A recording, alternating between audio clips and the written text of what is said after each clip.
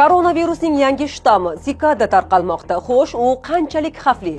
Uning O'zbekistonga kirib kelish ehtimoli bormi? Sanitariya epidemiologik osoyishtalik va jamoat salomatligi qo'mitasi raisining birinchi o'rinbosari Nurmat Otabekovning aytishicha, COVID-19 ning Zikada shtammi aniqlanganiga ancha bo'lgan. U bir xil tezlikda tarqalmasligi bilan xarakterlanadi. Shu bois bu mutatsiyaga 17 yilgacha uyquga ketishi mumkin bo'lgan va uzoq muddat borligini sezdirmaydigan hasharot Zikada nomi berilgan.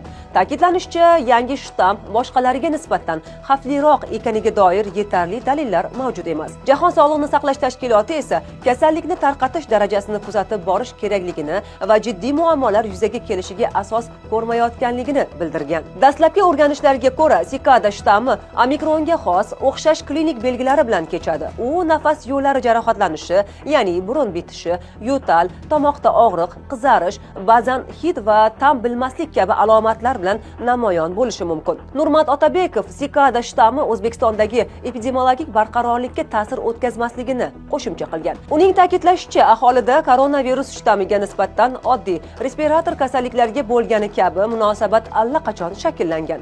Boisi o'zbekistonliklarning qariyb 80% da jamoaviy immunitet vujudga kelgani qayd etilgan.